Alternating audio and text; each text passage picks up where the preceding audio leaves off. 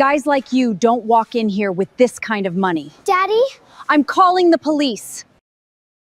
Police? I have a man here trying to cash a fraudulent check. You just made the worst mistake of your career. I hope it was worth it. Get him out of here. Sir, I need you to come with me. It's okay. Stay with me. Sir. Mr. Cole, what happened here, sir? Kayla Voss grabbed the check out of Bryson Cole's hand and ripped it down the middle. His daughter was standing right beside him. "Guys like you don't walk in here with this kind of money," she said, staring at his jacket like it was trash. Then she picked up the phone to call the police. Bryson pulled Nova close. He looked Kayla in the eye and told her, calm as anything, that she had just made the worst mistake of her career. 2 guards started walking him to the door. That's when a man in a suit pushed through the front entrance, looked down at the torn paper on the floor, and went white. "Mr. Cole," he said, before we get to why he looked like he'd seen a ghost. Sir. Let's go back 40 minutes. Cole. Bryson Cole was 42 years old. For 6 years he'd raised his daughter alone in a small rented house on the edge of Brookhaven, a town where nobody looked twice at his beat-up truck or the same gray jacket he'd worn since before Nova was born. His wife had left them both years ago for a bigger life somewhere else. Bryson never talked about it. He just kept going, school drop-off every morning, dinner every night, every single recital, even the ones that landed at the end of a 19-hour workday. Nobody at Nova's school knew that the tired dad in the faded jacket had built Coldstream Capital from a laptop and a folding table into a firm managing billions of dollars. Bryson liked it that way. He didn't want his daughter thinking a coat or a car told you who somebody was. He wore the same watch he'd worn for a decade, drove the same truck he'd bought used before Nova could walk. His success stayed folded quietly into the background of an ordinary life, visible only to the handful of people who actually needed to know it existed. That morning, a check for $5 million had cleared. His cut from selling an early stake in a tech company nobody had heard of until it made the news. Half was going into a fund for Nova's future. The other half was seed money for a scholarship for kids being raised by one parent the way Nova was. He almost didn't bring her. Then she begged, and he said yes because it was supposed to be the easy stop before the fun part of the day, the bookstore, then dinner at the diner on 5th. 10 minutes, tops. That's what he told her. He was wrong. Nova had even negotiated 3 books instead of the usual one, since he was in a good mood. He'd agreed without hesitation. Whatever was about to happen inside that bank, neither of them saw it coming. Bryson had banked at the Elmridge branch of Union Trust National for 15 years. Kayla Voss had transferred in 3 weeks ago. She didn't know his history. She didn't know his account went back before the branch even had his file digitized. She looked at him, then at Nova, then at the truck out front. Customers in press suits got greeted before they'd even crossed the lobby. Bryson and Nova stood at the counter while 3 tellers stayed exactly where they were. Nova tugged his sleeve. "Why isn't anyone helping us?" "Be patient," Bryson said quietly. "Don't decide what people are before they've done anything." He didn't know yet how wrong that advice was about to look. When he finally reached the counter, Kayla's eyes locked on the number on the check before her brain caught up to the rest of him. Instead of pulling his account, a 30-second job, she started asking loud questions. Loud enough that half the lobby turned to look. Bryson handed over his license, his card, the paperwork proving the sale of his shares. He offered to let her call the issuing bank right there and confirm everything in minutes. Kayla glanced at the papers without reading them. "A man carrying $5 million doesn't drive a truck like that," she said. A young teller, Skylar Doyle, reached for the phone to make the call herself. Kayla snapped at her to get back to her station. Phones were already coming out around the lobby. By now the line behind Bryson had stopped moving. Customers who'd walked in for a routine deposit found themselves stuck watching a standoff instead, and none of them looked away. A woman near the entrance leaned toward her husband and whispered that something felt off about the whole thing. She didn't say which direction the off was pointing. Someone near the back muttered that the little girl was probably part of the scam. Nobody argued with him. They just kept filming. Nova's hand found her father's and gripped it hard. Bryson kept his voice level and asked Kayla, one more time, to just make the call. That request seemed to make her angrier. In front of everyone, Kayla announced the check was fraudulent, without checking a single fact. Bryson told her, evenly, that she should think hard about what she did next. She heard it as a threat instead of a warning. She snatched the check off the counter, tore it in half in front of his daughter, then tore it again, and let the pieces drop to the floor at his feet. "People like you don't walk in here with this," she said. The lobby went dead silent. Nova bent down to pick up the pieces. Bryson stopped her. He wasn't letting his daughter kneel on that floor to gather what someone had just used to humiliate him. "You just made the most expensive mistake of your career," he told Kayla. She called the police and reported fraud. Then she ordered Malik Osei, the branch's security guard, to walk Bryson out. Malik hesitated. He'd watched the whole thing. This man hadn't raised his voice once. But a direct order from a manager, in front of a packed lobby, doesn't leave a guard much room to think out loud. Nova looked up as Malik stepped toward them, fear on her face that no 8-year-old should carry into a bank on a Tuesday afternoon. Bryson had a choice. Fight it and risk something worse happening with his daughter standing right there. Or let it happen and trust that the truth would catch up eventually. He chose to walk. This is the part that mattered most. The man whose whole job was supposed to be keeping people safe put his hand on Bryson's shoulder anyway and started walking him toward the door. Not because he believed Kayla, because the badge on his chest told him to move and he moved. Trust doesn't always break with a scream. Sometimes it breaks quietly, one compliant step at a time. Nova wrapped both arms around her father's waist and begged Malik, in a small voice, not to take him. Kayla called out that someone should hold the girl back so she couldn't obstruct the guard. That was the first time Bryson's calm actually cracked. "No one touches my daughter," he said, and for the first time his voice had an edge in it. Kayla pointed at him like she'd caught something. "That's exactly the aggression I've been warning everyone about." Bryson lowered his voice again, kept his hands open at his sides, and pulled Nova against his hip. It hit him, walking those last few steps toward the exit, how fast a father's instinct to protect his kid could be twisted into proof against him. Skylar tried once more. She told Kayla, as steady as she could manage, that one phone call would end all of this in minutes. Kayla threatened to fire her on the spot if she said another word in front of the customers still recording. Skylar went quiet, but something in the way she looked at Bryson said she believed him, even if her job depended on not saying so out loud. Nobody in that lobby put their phone down to actually help. They wanted the show. Nobody wanted to be the first person to risk anything for a stranger. Nova looked around at all the raised phones and lowered eyes and asked, loud enough to carry, "Doesn't anybody think he did nothing wrong?" Nobody answered her. That silence hit Bryson harder than anything Kayla had said. Malik kept walking him toward the glass doors, his grip loose, like some part of him didn't want to be doing this even while he did it. Bryson counted his steps the way he counted his breathing during a hard negotiation. Anything to keep from letting the anger win. Then the front door opened. Preston Dale walked in with a leather briefcase and the relaxed posture of a man expecting a quiet after-hours meeting. He was the regional president for Union Trust National, and he'd come to the Elmridge branch specifically to sit down with Bryson Cole, the man behind a $750 million deal that was supposed to close that week. He took 2 steps inside and understood exactly what he was looking at. His briefcase hit the floor. "Mr. Cole," he said, and the whole temperature of the room changed. Malik let go of Bryson's arm like it had turned hot. Kayla rushed over, already explaining she'd just stopped a $5 million fraud. Preston asked her one question. Did she have any idea who she'd just torn a check in front of? She didn't answer, because she didn't know.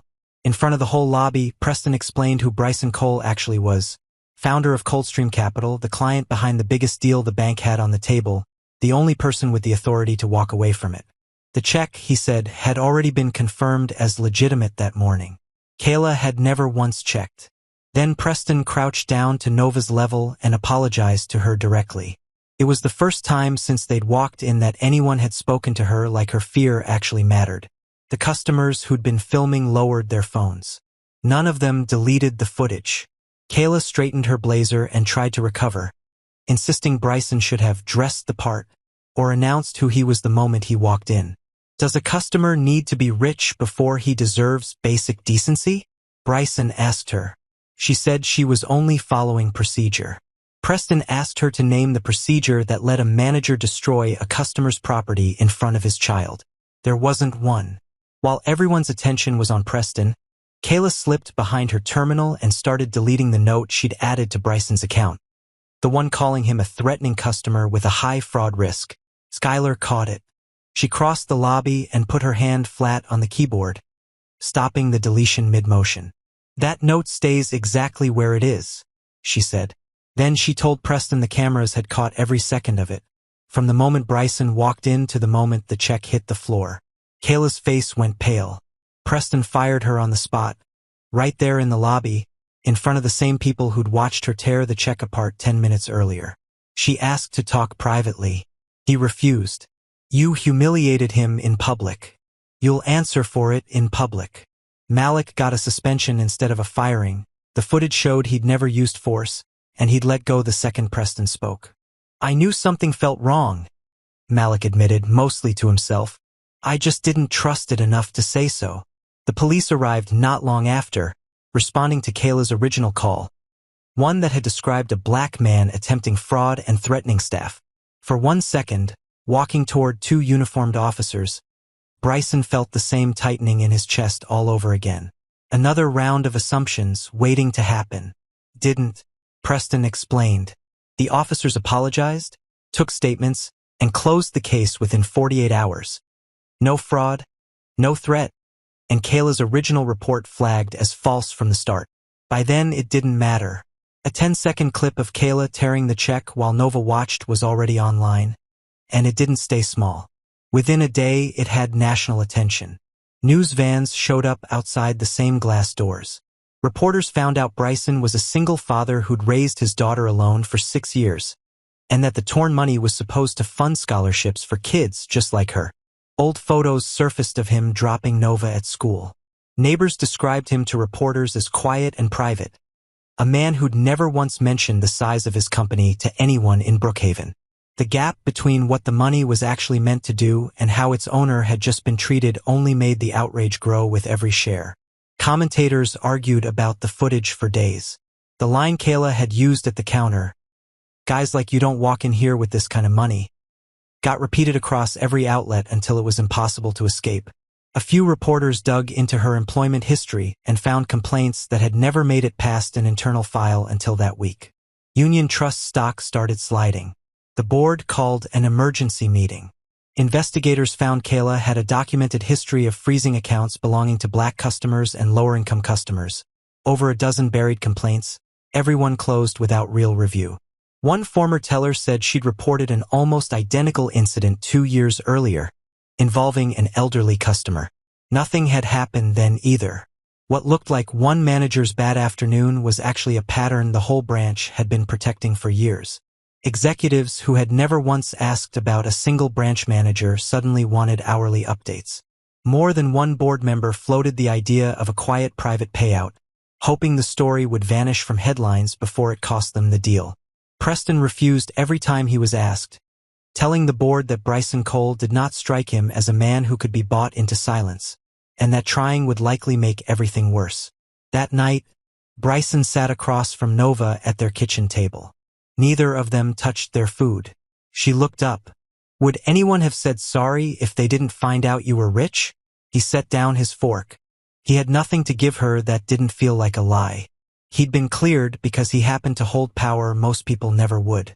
But thousands of people walked into banks just like that one every single day, with no regional president arriving in time to call them sir. He reached over and squeezed her hand. He didn't answer her. He couldn't. But he sat with the question long after she'd gone quiet, and it didn't leave him. Outside, he could hear a car slow down near the house, one of several that had crept past since the story broke, drivers craning their necks for a look at the man everyone online was suddenly talking about. He pulled the curtain shut and turned back to the only audience that had ever actually mattered to him. 3 days later, Lawyers showed up at his door in suits that didn't belong on his porch. They laid a settlement across his kitchen table. Money, a public apology, a few firings, in exchange for one condition. Sign the $750 million deal and say nothing else about what happened. Bryson listened to the whole pitch without interrupting, while Nova did homework in the next room.